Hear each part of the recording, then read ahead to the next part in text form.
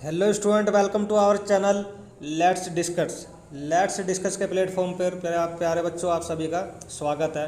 मैं संजीव चौधरी आपको class 9th का कार्यपत्रक संख्या 29 जो 16/9/2021 के लिए इम्पोर्टेंट है, सामाजिक विज्ञान यानी अर्थशास्त्र का कराने वाला हूँ।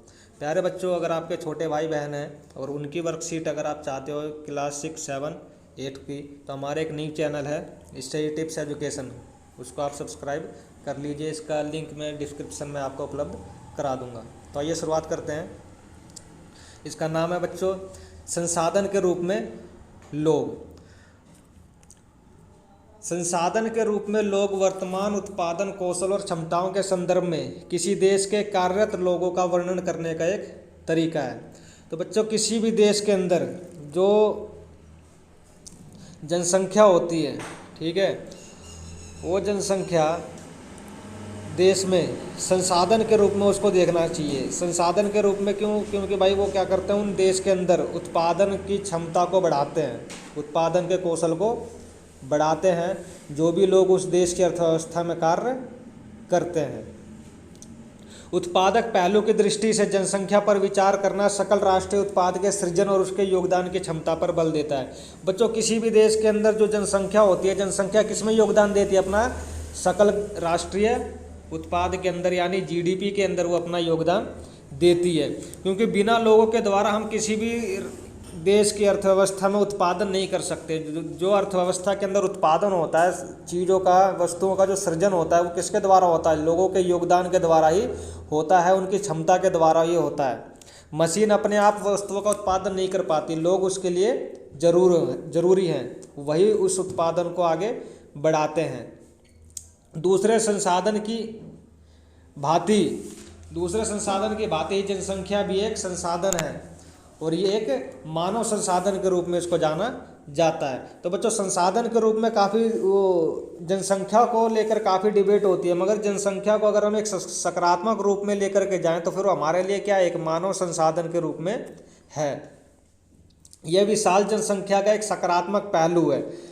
कहा जाता है चीन की, भारत की जो जनसंख्या है वो काफ़ी बड़ी है, मगर अगर हम इस जनसंख्या का इस्तेमाल सही तरीके से कर लें तो वो एक क्या हो सकता है, एक सकारात्मक पहलू हो सकता है। मगर अफसोस भारत इस जनसंख्या का सही तरीके से इस्तेमाल नहीं कर पा रहा है और इसी वजह से वो जनसंख्या को लेकर के हमारे देश के अंदर काफ़ी डिबेट होती है, जिसमें कहा जाता है कि जनसंख्या ही भारत के अंदर गरीबी, पिछड़ापन, बेरोजगारी या शिक्षा का कारण है, क्योंकि हम इस जनसंख्या का सही तरीके से यूज नहीं कर पा रहे हैं।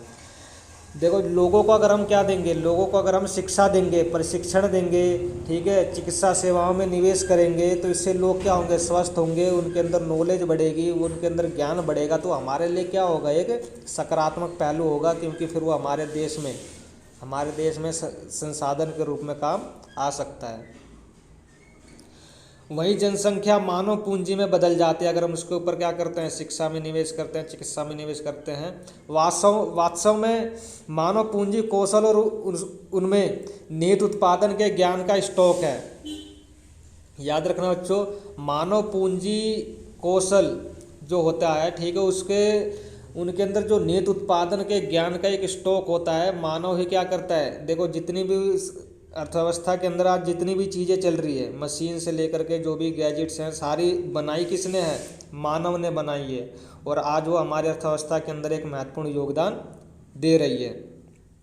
मानव पूंजी एक तरह से अन्य संसाधन जैसे हो गया, भूमि हो गया, ठीक है, भौतिक पूंजी से भी श्रेष्ठ है, ये उनसे आगे है, क्योंकि बच्चों बिना मानव के सहयोग से हम भूमि का कोई उपयोग नहीं कर सकते। अगर हम कहीं पर मान लो हम खेती कर रहे हैं, ठीक है, तो खेती हम किस पे करते हैं? भूमि पे करते हैं। तो उससे हम क्या करते हैं? रिटर्न लेते हैं, यानी कि अगर हमने कोई फसल लगाई, ठीक है, फसल बड़ी होने के बाद वो क्या होगा, हम उसको काटेंगे और फिर उसको मार्केट में बेचेंगे, हमारे पास पैसा आएगा।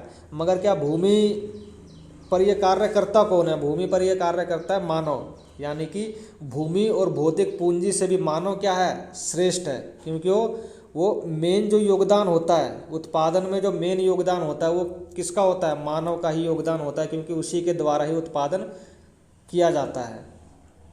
क्योंकि मानव संसाधन भूमि और पूंजी का उपयोग कर सकता है।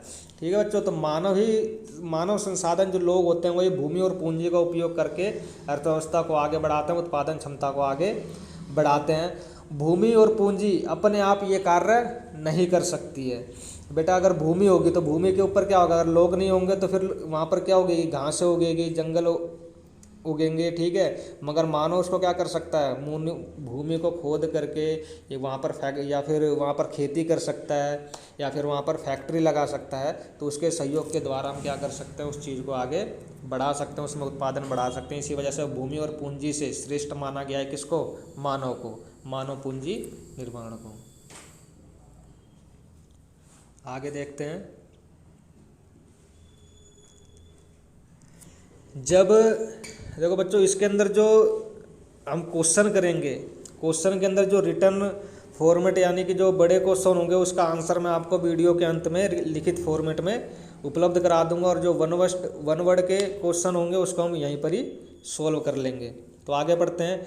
जब मानव संसाधन को और अधिक शिक्षा तथा स्वास्थ्य द्वारा और विकसित किया जाता है तब हम उसे मानव पूंजी निर्माण कहते हैं। तो बच्चों, जब व्यक्ति के ऊपर, जब बच्चों के ऊपर, जब मानव के ऊपर, शिक्षा के ऊपर, स्वास्थ्य के ऊपर जब खर्च किया जाता है तो फिर वो क्या करता है, बच्चा स्कूल में जाता है, पढ़ता है, ज्ञान अर्जित करता है, आगे जाकर के वो इंजीनियर बनता है, डॉक्टर बनता है। तो हमारी अर्थव्यवस्था के अंदर क्या करता है, उत्पादन में योगदान देता है, वो हमारी उत्पादन क्षमता को बढ़ाता है, और इसीलिए उसको क्या कहते हैं, मानव पूंजी निर्माण कहते हैं। यानी कि हमने क्या करा, एक व्यक्ति को, जब एक बच्चा होता है तो उसको शुरू में कुछ ज्ञान नहीं होता है, मगर हम उसको स्कूल में भेज करके उसको अच्छी शिक्षा दे करके और उसको ज्ञान कौशल दे करके फिर उसको किसी भी क्षेत्र के अंदर एक अच्छा ज्ञान उपलब्ध हो जाता है। फिर हमारे लिए क्या हो जाता है, एक मानव पूंजी का निर्माण हो जाता है। जैसे इंजीनियर है, इंजीनियर आज हमारी अर्थव्यवस्था में महत्वपूर्ण योगदान दे रहे हैं, तो इसका मतलब वो क्या हो गए, वो एक मानव पूंजी निर्माण हमने कर दिया है, जो भौतिक पूंजी निर्माण की भांति देश की उत्पादन शक्ति में वृद्धि करता है। मानव पूंजी में निवेश द्वारा एक विशाल जनसंख्या को उत्पादन परिसंपत्ति में बदला जा सकता है। तो बच्चों, अगर देश की जनसंख्या ज़्यादा है,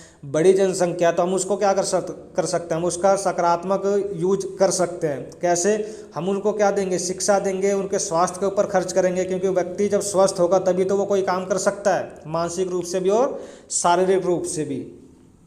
जनसंख्या की गुणवत्ता देश की समृद्धि दर निर्धारित करती है। जनसंख्या की गुणवत्ता, जनसंख्या जो हमारी छोटी हो बड़ी हो उससे, उस पर डिपेंड नहीं करता, मगर वो जनसंख्या कैसी होनी चाहिए, साक्षर होनी चाहिए, उसके अंदर ज्ञान होना चाहिए, कौशल होना चाहिए, तब हम क्या कर सकते हैं, वो एक देश की समृद्धि यानी कि जो ग्रोथ है अर्थव्यवस्था की उसको निर्धारित करती है।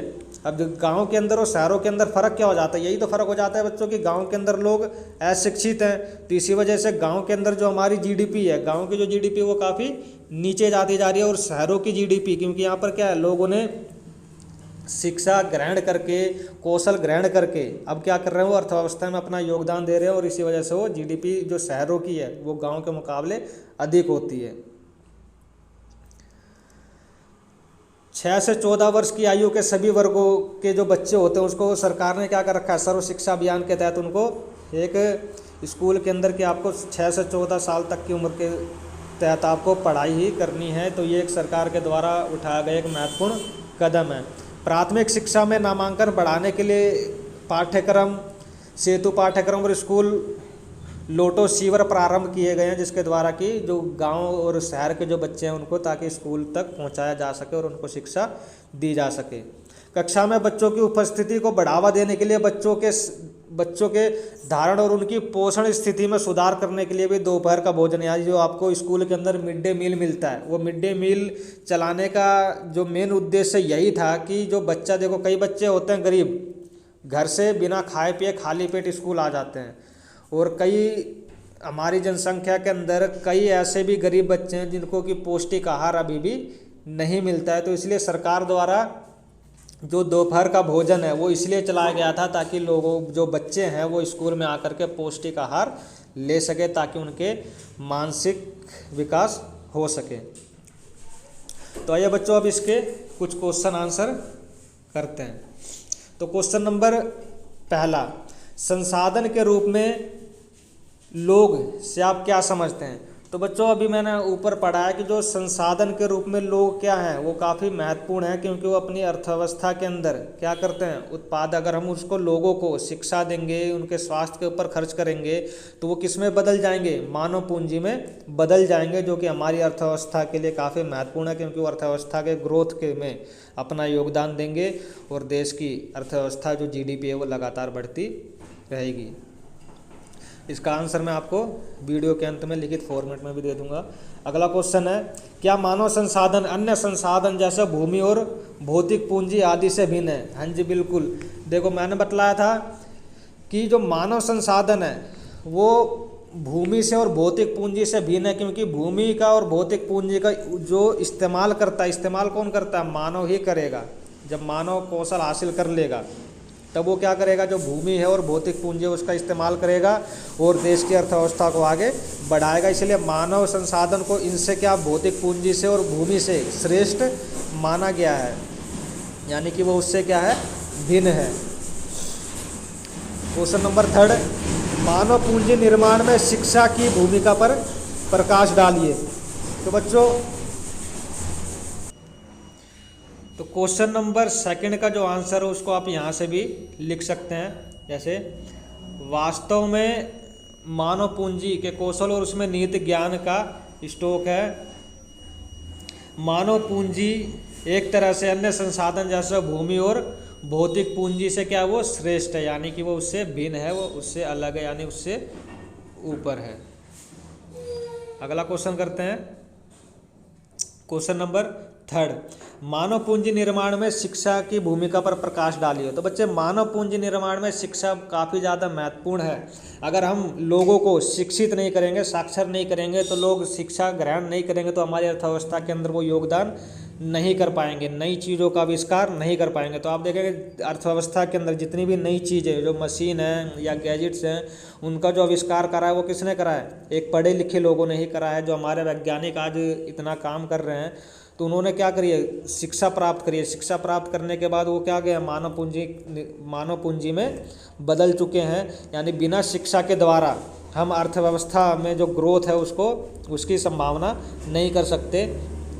इसीलिए मानव पूंजी निर्माण में शिक्षा की महत्वपूर्ण भूमिका, जब व्यक्ति पढ़ेगा लिखेगा तभी जा कर के वो आगे अपनी अर्थव्यवस्था के अंदर, जब उसके अंदर ज्ञान आ जाएगा, कौशल आ जाएगा, तभी वो अर्थव्यवस्था में अपना योगदान दे सकता है।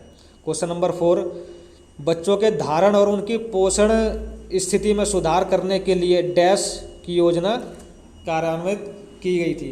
तो बच्चों भारत के बच्चों में जो पोषण विकास के लिए हमने कौन सी योजना चलाई थी, मिड डे मील की योजना चलाई गई थी। ठीक है बच्चों, मिड डे मील की योजना जो थी वो सबसे पहले किस राज्य में चलाई गई थी, सबसे पहले तमिलनाडु राज्य में चलाई गई थी। फिर उसके बाद धीरे धीरे इसको क्या किया गया था, भारत के अन्य राज्यों में भी चलाना शुरू कर दिया गया था। क्वेश्चन नंबर 5, मानव संसाधन विशाल जनसंख्या का एक पहलू है। तो इसका जो आंसर है बच्चों, मानव संसाधन विशाल जनसंख्या का क्या है, एक महत्वपूर्ण पहलू है। देखो इसका आंसर आपको यहाँ से मिल सकता है कि यह एक विशाल जनसंख्या का सकारात्मक, महत्वपूर्ण सकारात्मक पहलू है। तो यानी कि क्वेश्चन नंबर जो